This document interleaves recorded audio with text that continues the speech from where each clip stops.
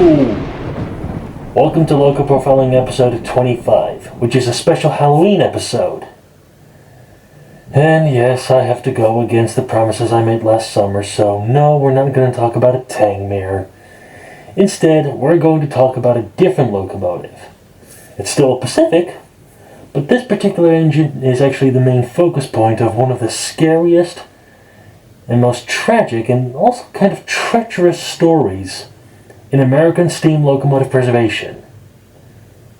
Yes, we're talking about Grand Trunk Western 5629. I'm just as scared as you are, and I'm feeling a little bit of sick coming up my mouth right now. So strap yourselves in. This is going to be a scary one without actually being scary. The Grand Trunk Western Railroad had over 100 Pacific-type locomotives on their books, but 5629 was part of one of the rarest subclasses, the K4A class. Only 5 of them, numbered 5627 through 5631, were built, all of them emerging in February of 1924 at the American Locomotive Company in Schenectady, New York. These engines were intended for different types of passenger trains on the GTW system, mainly across the state of Michigan. The tractive effort-related geometry seemed pretty modest at first, as she had a maximum boiler pressure of 200 psi and a pair of 25 by 28 inch cylinders, which aren't even that big compared to other American steam engines.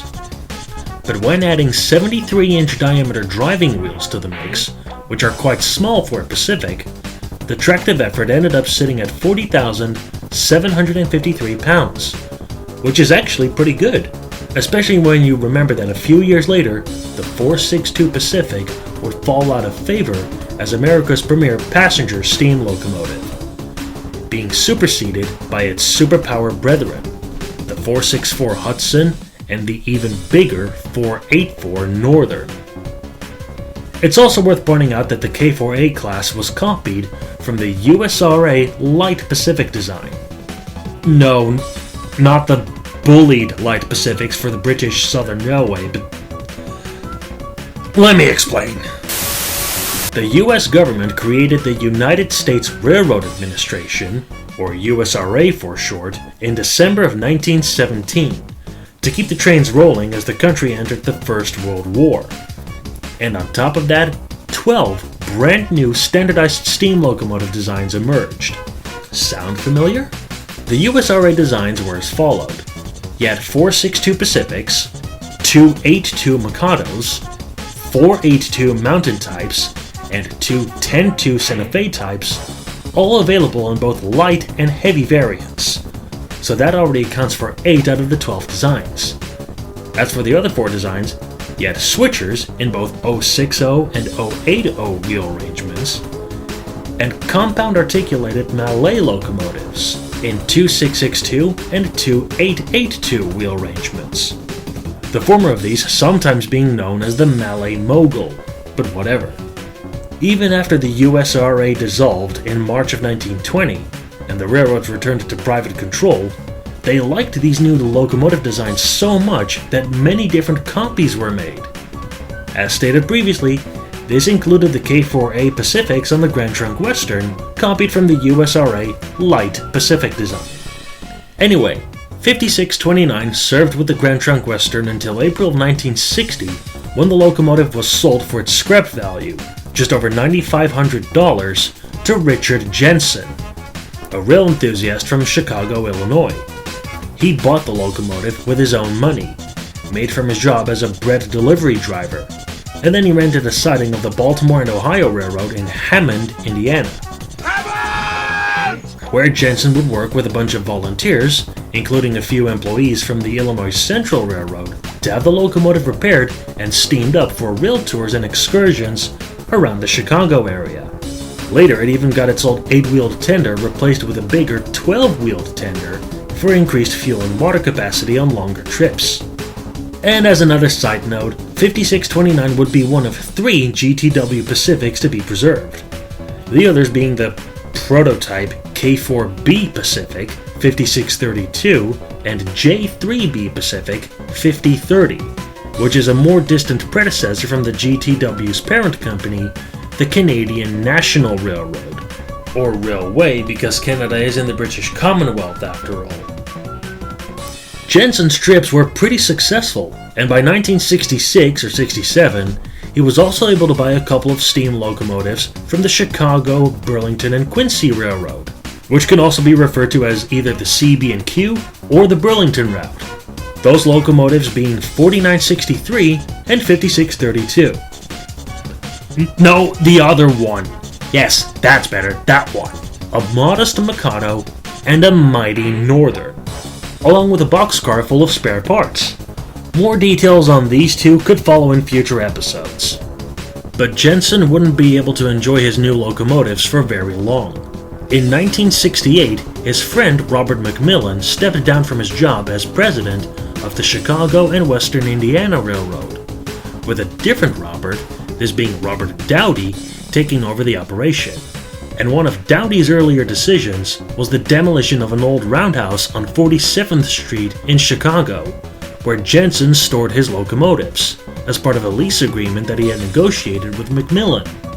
The new CNWI management gave Jensen little to no time to have his new-ish Burlington route locomotives evicted.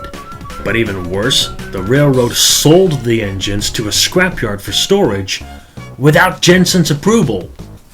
During this ordeal, the 5629 was spared, being stored in Detroit, Michigan for use on rail tours over there. The fiasco with 4963 and 5632, however, turned ugly. And of course, the most infamous part was that as the 5632 traversed the throat trackage leading into the yard, it derailed, with the scrapyard staff having no way of re-railing it. Ultimately, this led to 5632, no, the other one, being cut up for scrap in November of 1972. And naturally, Jensen was very unpleased when he learned about this. So he filed a lawsuit against the CNWI and the salvage company responsible for cutting the engine up. Though, thankfully, the 4963 managed to escape, currently being stored inside of a shed at the Illinois Railway Museum. It's a bit dusty, but it's better than being cut up. Back to the 70s, to make matters even worse for Jensen, the railroads in the Chicago area were scaling back their passenger operations and getting rid of their carriages, leaving Jensen without rolling stock to lease for his excursions. It marked the beginning of Jensen's financial downfall, with 5629 having hauled its final passenger train in excursion service at some point in 1969. Not nice. But then in 1977, the first major stone of a massive domino effect had fallen. It was in that year that Jensen fell down some stairs while helping a friend move a refrigerator up to the 3rd floor of an apartment building. The fall critically injured his back, leaving Jensen unable to do work on 5629 or run any more rail tours. His only hope to store the locomotive somewhere was a deal with the Rock Island Railroad, who let the 5629 stay in their Burr Oak Roundhouse in the town of Blue Island, Illinois. But the roundhouse was actually in pretty bad shape, and the Rock Island announced its demolition in 1979, with the railroad itself going bankrupt in 1980, and the Blue Island Yard being taken over by Metra, a Chicago-based commuter railroad. Metra had big plans for the Blue Island Yard, and towed 5629 out of the roundhouse, which was slated for demolition. They moved the engine onto a storage track, which would actually become its final resting place.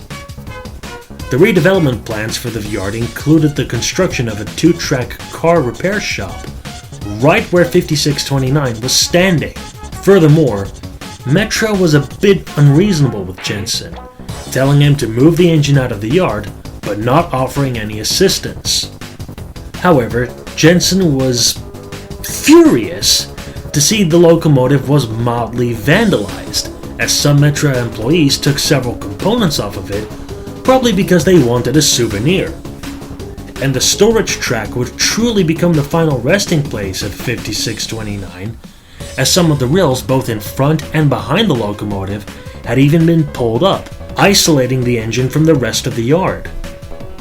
It was at this point that Jensen got a settlement with the CNWI of roughly $1.7 million for the illegal selling of his Burlington route locomotives and the scrapping of 5632. But the money would take a while to be paid out, not helped by the CNWI making an appeal. Regardless, Jensen could see that filing lawsuits against the railroads for the illegal scrapping of his engines could give him much needed money to pay his hospital bills and legal debts. So shockingly, Richard Jensen would gradually transform from the savior of 5629 into its executioner.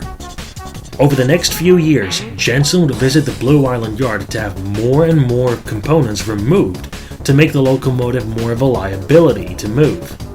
A few railroad museums actually stepped in, offering to buy the engine just to keep it out of harm's way. And admittedly, even Metra's management didn't want to have the 5629 cut up, but Jensen declined any offer, and ultimately in July of 1987, the court gave Metra an order to contact the Earlman Howell division of the Luria Brothers Scrap Company. Ironically, this was the same company that had cut up Burlington Route 5632 some 15 years earlier. Judgment Day had fallen for Grand Trunk Western 5629, with enthusiasts looking on in horror, disbelief, and sadness as the once proud locomotive was slowly destroyed. It was cut up for scrap in 6 days, the remains destined to be melted down in steel mills for other uses. So, stage 1 of Jensen's exit strategy was successful, as 5629 was sentenced to its demise. But he didn't have any success with stage 2, the lawsuit against Metra, as the courtroom rejected his appeal. In conclusion, Richard Jensen had fallen hard, from hero to zero. Once a respected man in the early years of the American steam railroad preservation scene, he was now a broke man and one of the most despised figures in the industry because he had effectively orchestrated the destruction of his own locomotive for personal gain. And in the end, he died on March 16th of 1991, being only 59 years old at the time. His poor health and the added stress of his financial troubles had done him in. And as much as I didn't want to cover this engine in the past, I thought it would make for a pretty good Halloween story. It's not like I could cover anything scarier. Everyone, look at me! Jonah! What? Oh, there's my ball!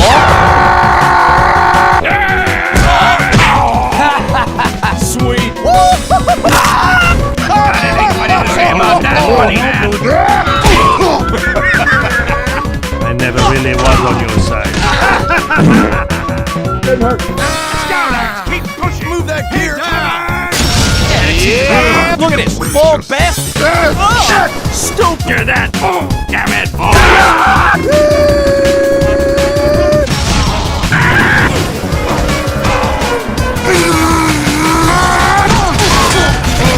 I'm gonna move that gear up! I got a good feeling. Oh, my healing is not as we would. Oh,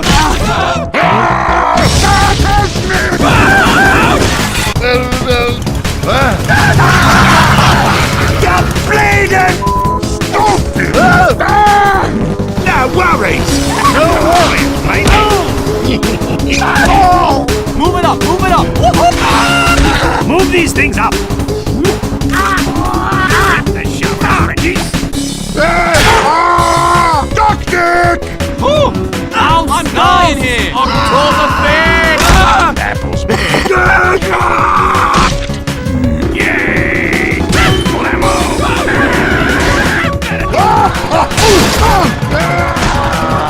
Damn it! Get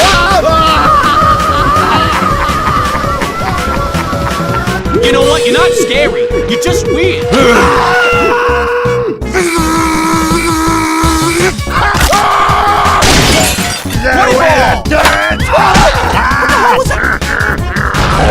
What magnificent. Gentlemen, slap my hand.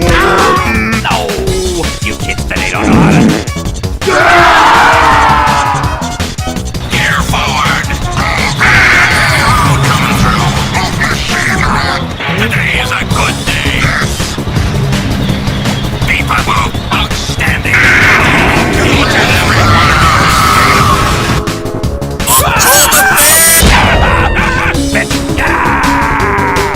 What? Erasmus! What the fuck? Eye for an eye, wizard man! Oh,